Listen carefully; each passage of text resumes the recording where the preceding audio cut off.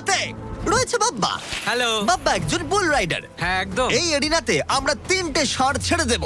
3টে তুমি ষাঁড়? যতগুলো পারবে টাকার ব্যাগ ওপারে নিয়ে যাবে, বুঝেছো? আর এরিনার অন্যদিকে তোমার জন্য থাকবে 3টে ষাঁড় যারা তোমাকে বাধা দেবে। পরের 3 মিনিটে যতগুলো ব্যাগ তুমি এই বাকেটে রাখতে পারবে সেটা তোমার হবে। আমি তৈরি, Jimmy. Good luck. Thank you. ষাঁড়গুলোকে ছাড়ো। ওরা আসছে।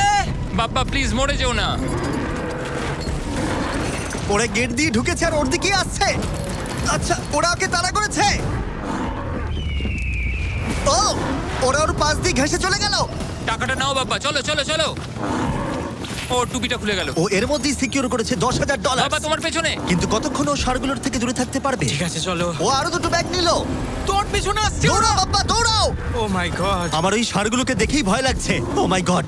ও ওরা আমাদের দিকে এগিয়ে আসছে। পালাও। দাঁড়াও, না ওর পেছনে যাও। আমার না, আমার না। এদিকে বাপ্পা কিন্তু হাসছে। এদিকে 3টে ষাঁড় তার দিকে তেড়ে আসছে। এই লোকটা খুব নির্ভয়ে বুলদের মাঝখানে দৌড়ে যাচ্ছে। এদের এক একটার ওয়েট প্রায় 680 কেজি করে। আমি এখন ওর মাথাটা ধরবো। আচ্ছা, ও কি কোনোভাবে ষাঁড়গুলোকে ও। ভয় দেখানোর চেষ্টা করছে? এটা খুব মনে কঠিন। রাখবে, প্রফেশনালদের সাথে এগুলো করবে না।